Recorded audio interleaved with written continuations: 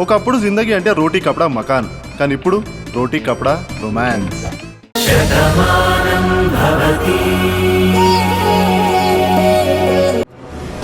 ఏంటమ్మా, ఏం దొరికింది? మా పిల్లలు ఎక్కడున్నారో ఆ పుస్తకాల్లో రాసుందా? చెప్పమ్మా. ఇందులో అది రాసలేదు, కానీ ఇందులో రాసిన రాతకి జరుగుతున్న దానికి మధ్య ఏదో ఒక సంబంధం ఉంది. అందుకే చెప్తున్నాను. ఇది ఎక్కడ ఏం జరుగుతుందో నేను తెలుసుకుంటాను. మీ పిల్లలకి ఏం జరగకుండా నేను చూసుకుంటాను.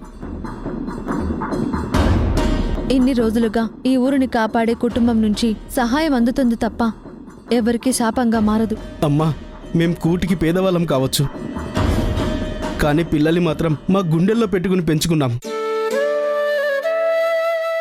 అలాంటి మా పిల్లలు మాకు దూరం అవుతే తట్టుకోవడం చాలా కష్టంగా ఉందమ్మా. దైవంలో చూసే కుటుంబం నుంచే ఇలా జరిగిందన్న మాట విన్న దగ్గర నుంచి ఏది నమ్మాలో ఏది నమ్మకూడదో తెలియని పరిస్థితిలో ఉన్నామమ్మా. మీరే చెప్పారు కదా దైవమని.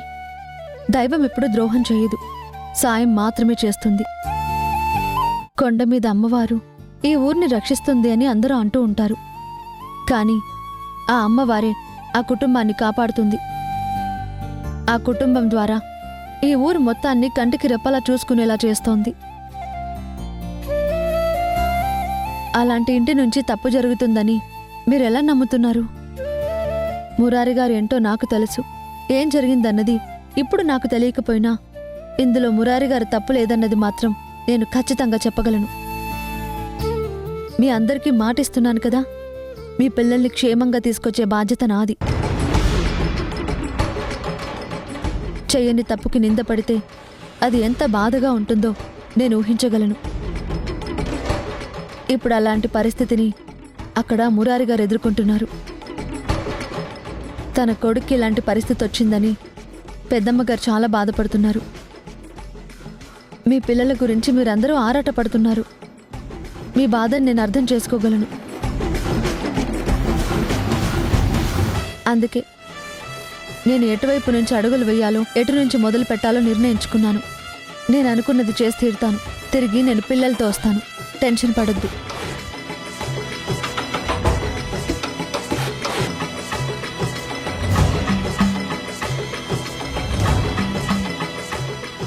అక్క, మేము కూడా వెతుకుతాము, మీకు సాయంగా వస్తాము. నువ్వు ఒక్కదాన్ని వెళ్ళొద్దు, అందరం కలిసి వెతుకుదాం అక్క. తప్పిపోయిన మన ఊరు అమ్మాయిని కనిపెట్టి తీరుదామక్క. వద్దు, ఎక్కడికి వెళ్ళాలో అర్థమైంది. ఎలా మొదలు పెట్టాలో తెలుసుకున్నాను.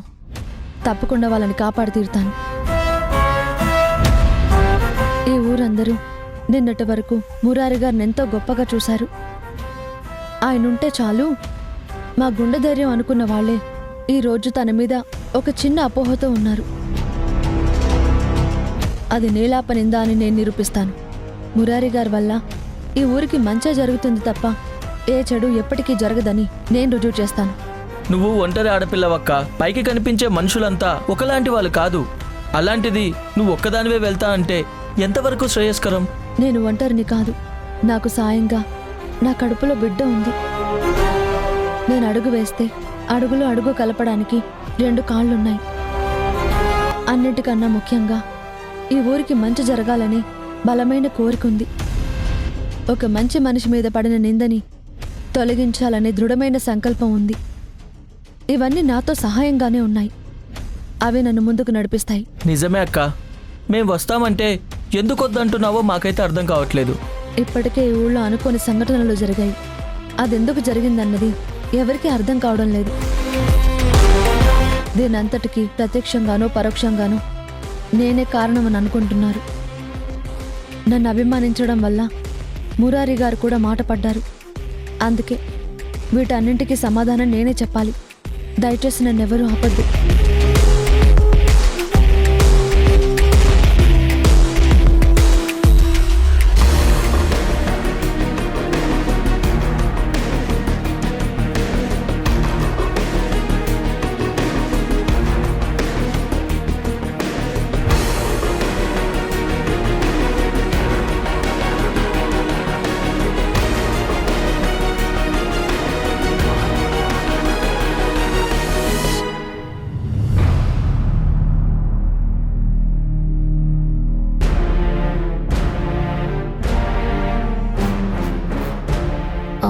Sorry for the disturbance.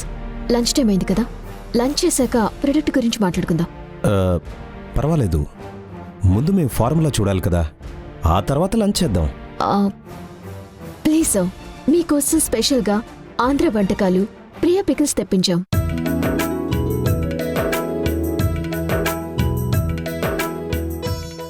ఒక్కసారి తిని చూడండి, మర్చిపోలేని ఒక మధురానుభూతిని ఇస్తుందని నా నమ్మకం. అవి వేడిగా ఉన్నప్పుడే తినాలి. ఎస్, ముందు భోంచేసి మళ్ళీ మాట్లాడుకుందాం. వెళ్దామా? Okay okay, Yeah. పదండి.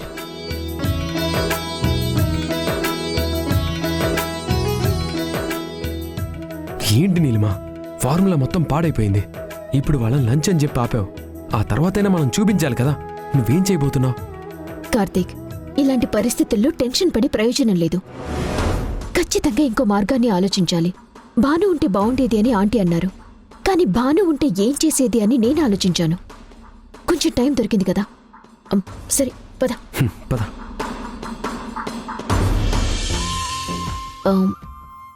ఇవి ప్రియా పికిల్స్. వరల్డ్లోనే వీటి టేస్ట్కి సరిపాటిగా ఏ పికిల్ కూడా ఉండదు. ఇది ఎంతోమంది ఆస్వాదించే పికిల్. మీరు కూడా టేస్ట్ చూడండి. Yeah yeah.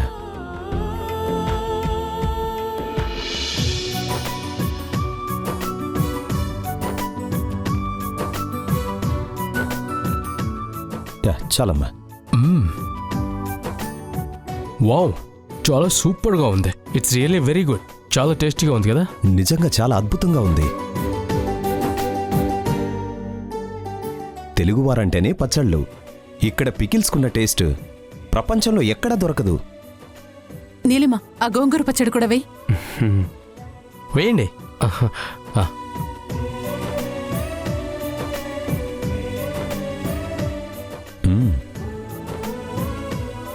చాలా మంచి భోజనం పెట్టారండి. మేము నార్త్ ఇండియాలో ఉంటున్నాం. రోజు అక్కడ ఎన్నో వెరైటీస్ తింటాం, కానీ ఆంధ్ర భోజనం తిన్న తృప్తి ఎక్కడా కలగలేదు. మీ ఆతిథ్యమే చెప్తోంది. మీతో మేము టైఅప్ అయితే మా బిజినెస్ ఎలా ఉంటుందో. మీరు భోజనానికి రమ్మన్నప్పుడు మీటింగ్ మధ్యలో పిలుస్తున్నారేంటి అనుకున్నాను. బట్ ఇంత మంచి ఆతిథ్యాన్ని ఇస్తారని అస్సలు అనుకోలేదు. మరీ ముఖ్యంగా ప్రియా పికిల్స్ వెరైటీస్ చాలా బాగున్నాయి. మీకు అవి నచ్చుతాయని నాకు ముందే తెలుసు. ఒక నిమిషం ఉండండి.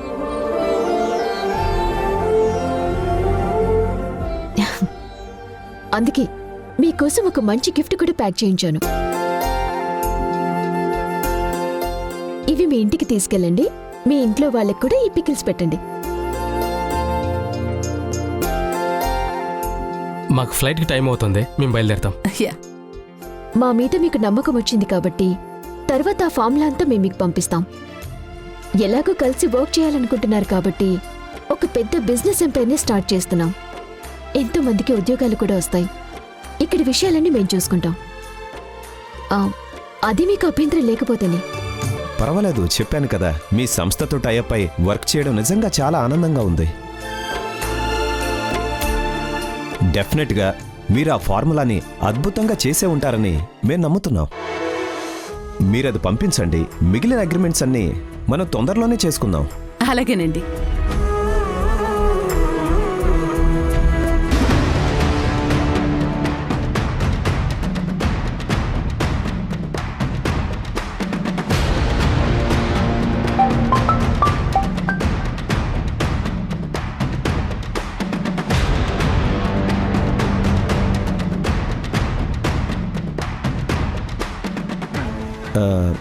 ఊరిమలదేవి గారు, ఎలాగో వచ్చాం కదా, ఆ ఫార్ములా మీరు మాకు చూపించండి. ఇక నుంచి అన్ని డీటెయిల్స్ తెలుసుకున్నాకే మేము ఫ్లైట్ ఎక్కుతాం. అదేంటి సార్, ఇప్పుడే కదా తర్వాత పంపించమన్నారు. అనుకున్నాము, బట్ వచ్చాక చూడకుండా వెళ్ళడం ఎందుకు? అందుకే చూసే వెళ్ళాలని నిర్ణయించుకున్నాం. సో మాకు చూపిస్తారు కదా? తప్పకుండా. మీరు ఎలా అంటే అలాగే. పదండి సార్, కాన్ఫరెన్స్ రూమ్కి వెళ్దాం. యా ప్లీజ్ సార్, పదండి. పదండి.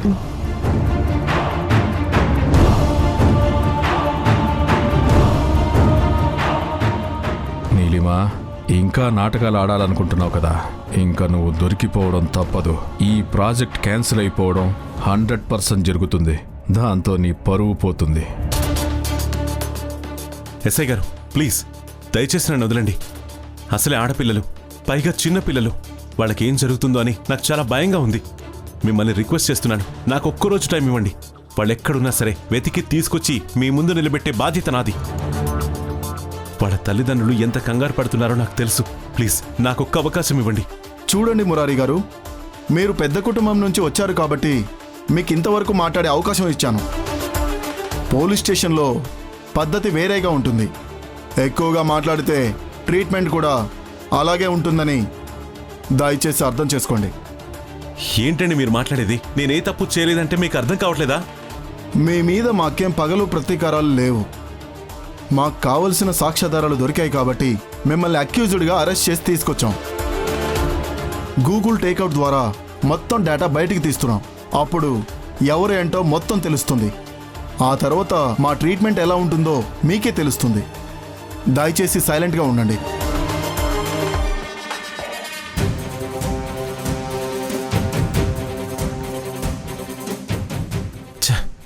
కిట్టయ్యా, అమ్మా అమ్మా, నీకెంత కష్టం వచ్చింది కిట్టయ్యా.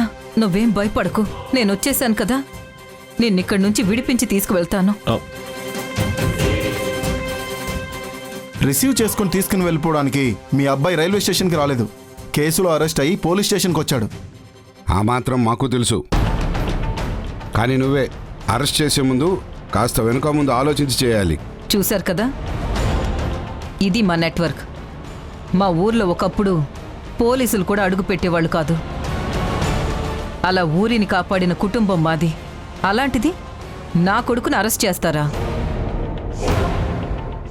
తప్పు చేసిన వాళ్ళని కూడా క్షమించే మనస్తత్వం ఉన్న మేము తప్పు చేస్తామని ఎలా అనుకున్నారు? చూడండి మేడం, మీ ఫ్యామిలీ ఎంత పెద్దదైనా కావచ్చు, కానీ అలాంటి ఇంట్లో తప్పు చేయకూడదు అన్న రూల్ ఏం లేదు కదా.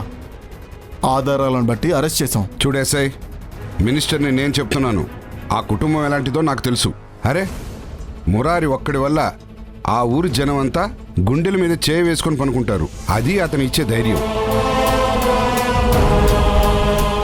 అలాంటి వ్యక్తి తప్పు చేస్తాడంటే నేనే నమ్మలేదు. నువ్వెలా నమ్ముతావు? మర్యాదగా వదిలేయి. తర్వాత ఏం జరిగినా నేను చూసుకుంటాను. మినిస్టర్ గారు చెప్తున్నారు కదా, ఇంకా ఆలోచిస్తున్నారేంటి? మా తమ్ముడిని వదిలేయండి. అతను మీ మనిషి కాబట్టి మీకు నమ్మకం ఉంటుంది. విడిపించాలని మీరు ఇలా ప్రయత్నం చేస్తారు. కానీ మినిస్టర్ గారు, ఇది చిన్నపిల్లల కిడ్నాప్ కేసు. చిన్నపిల్లల విషయంలో డిపార్ట్మెంట్ ఎంత సీరియస్గా ఉంటుందో మీకు తెలుసు. ఇతనే ఆ పని చేసినట్టుగా మాకు కొన్ని సాక్ష్యాలు దొరికాయి కాబట్టే కస్టడీలోకి తీసుకున్నాం. దయచేసి అర్థం చేసుకోండి. ఇంతమంది చెప్తున్నా మీకు అర్థం కావడం లేదా? మీరేమన్నా మినిస్టర్ గారి కన్నా పెద్దవారు అనుకుంటున్నారా? సత్య, ఆయన చెప్తున్నారు కదా అన్ని ఎంక్వైరీలు జరుగుతున్నాయని. ఎంక్వైరీలోనే నా కిట్టయ్య తప్పు చేయలేదని తెలుస్తుంది. ఆ నమ్మకం నాకుంది. మినిస్టర్ గారు, మీరు మా కోసం ఇంత దూరం వచ్చినందుకు చాలా సంతోషం. కానీ నేను మాత్రం నా కొడుకుని తీసుకుని స్టేషన్ నుంచి బయటకు వస్తాను. అంతవరకు ఇక్కడే ఉంటాను. అది కాదు మేడం, నేను చూసుకుంటాను, మీరు వెళ్ళండి. అవునమ్మా, తప్పు చేయనప్పుడు భయపడాల్సిన అవసరం లేదు.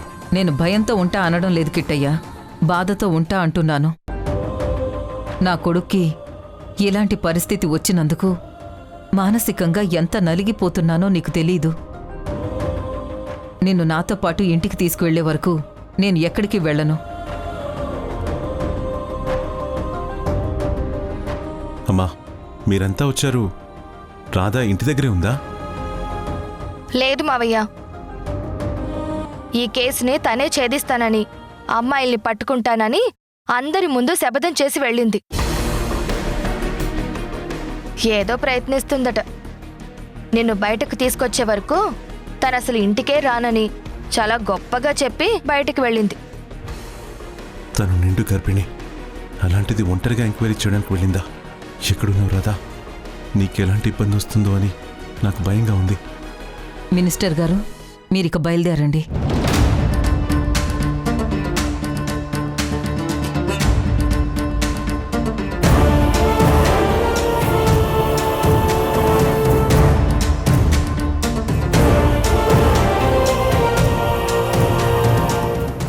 నమ్మరమ్మా, ఈ సమాజంలో కొంతమంది బయటికి మంచివాళ్లలా కనిపిస్తూ ఇలా మనుషుల్ని ముంచేస్తారని ఇదిగో ఇప్పుడే తెలిసింది. అంత పెద్ద కుటుంబం నుంచి వచ్చిన మనిషి ఇలాంటి పని చేస్తారంటే ఎవరైనా నమ్ముతారా? నేను నమ్మలేకపోతున్నాను. ఆ మురారి గురించి నేను విన్నాను. ఆ ఊరు మొత్తాన్ని ఆ కుటుంబమే కంటికి రెప్పలాగా చూసుకుంటుందని అక్కడ వాళ్ళంతా చెప్పుకుంటారు. అంత గొప్ప వ్యక్తి ఇలాంటి పని చేస్తాడంటే ఎందుకో నాకు నమ్మబుద్ధి కావటం లేదు లక్ష్మి. మనమే తప్పుగా అనుకుంటున్నామేమో. అమ్మా, మీ మనసు చాలా మంచిది కాబట్టి మీరిలా మాట్లాడుతున్నారు. ఇలాంటి పనులు చేసేవాళ్లు అందరి దృష్టిలోని నమ్మకంగానే ఉంటారు, గొప్పగానే బ్రతుకుతారు. నిజానిజాలు బయటికొచ్చినప్పుడే వాళ్ల నిజస్వరూపం బయటకొస్తుంది. పోలీసులు ఏ సాక్ష్యాలు లేకుండా అరెస్టు చెయ్యరు కదా. పోలీసులు తీసుకెళ్లారు అంటే ముందు వెనక అన్నీ చూసుకుని తీసుకెళ్తారు. కానీ మన దగ్గర పెరిగిన రాధ, మీరు కూతురుగా చూసుకునే రాధ అతన్ని ప్రేమించింది. ఇప్పుడు ఆ ఇంట్లోనే ఉంటుంది. ఆ పిల్ల పరిస్థితి ఏంటో అని నాకు చాలా భయంగా ఉందమ్మా. నేను రాధతో ఎన్నోసార్లు మాట్లాడాను. ఎప్పుడూ వాళ్ళ గురించి గొప్పగానే చెప్పింది. మరీ ముఖ్యంగా మురారి. తను చాలా ఉన్నతమైన వ్యక్తని, ఎంతో గొప్ప మనసున్నవాడని, ఎవరికైనా కష్టమంటే తను కరిగిపోతాడు అంటూ రాధ నా దగ్గర ఎన్నో విషయాలు పంచుకుంది. ఈరోజు ఇలా జరిగిందంటే నాకు ఎక్కడో అనుమానంగానే ఉంది. చెప్పాను కదమ్మా, అన్యం పుణ్యం తెలియని పిల్లల్ని అమ్మలా మీరు చేరదీశారు. అనాథల్లా చూడకుండా మీ కడుపును పుట్టినట్టుగా పెంచారు. అంత గొప్ప మనసు మీది, అందుకే మీకలాగే అనిపిస్తుంది. కాని మీరనుకున్నట్టు ప్రపంచం లేదమ్మా. పచ్చని పైరులో కూడా కలుపు మొక్కలున్నట్టు ఇలాంటి వాళ్లు కూడా ఉంటారు. వాళ్లతో జాగ్రత్తగా ఉండాలి.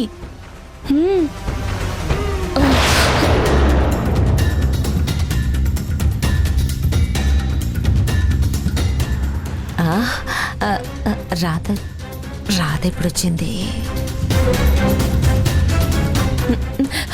అమ్మా రాధా, నువ్వొచ్చెంతసేపు అయింది?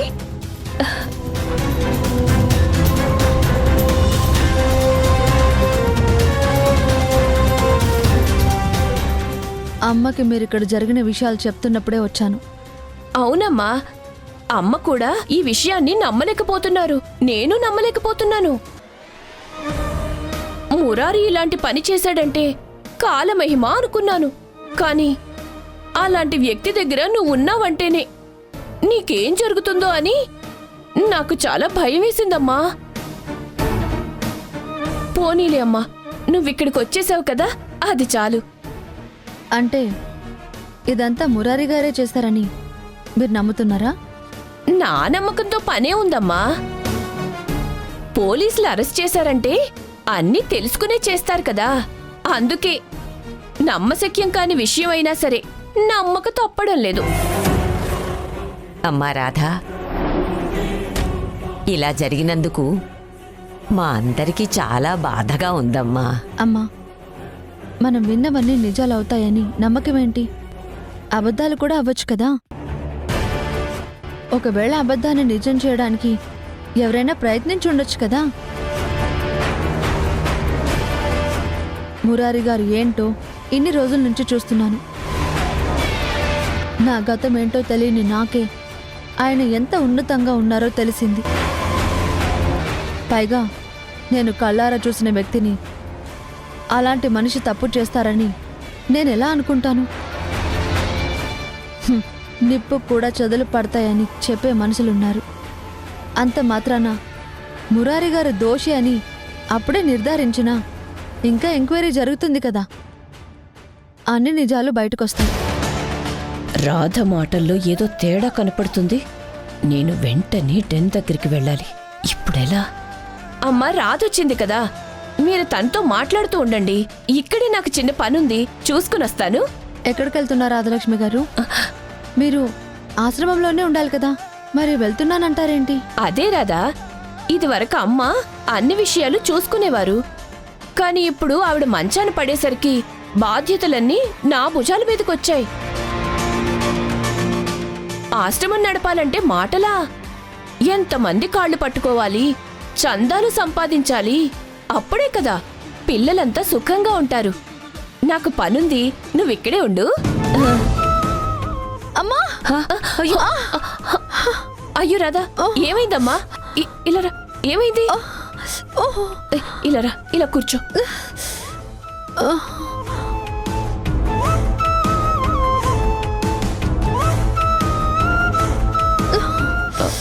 ఇక్కడ కూర్చో, నెమ్మదిగా. కొంచెం మంచినీళ్ళు తీసుకొస్తారా? ఉండి ఇప్పుడే తీసుకొస్తాను.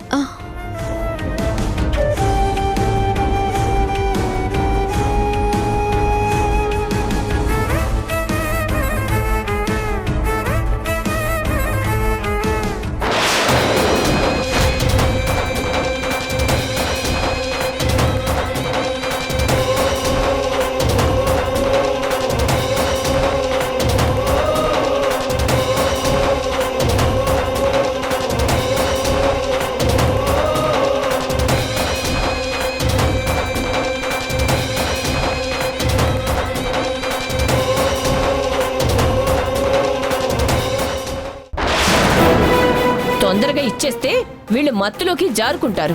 తరువాత ఎలాంటి అరుపులు కేకులు లేకుండా వ్యాన్లో పడేస్తే మౌనంగా కలకత్తా వరకు వెళ్ళిపోతారు. సరే మేడం.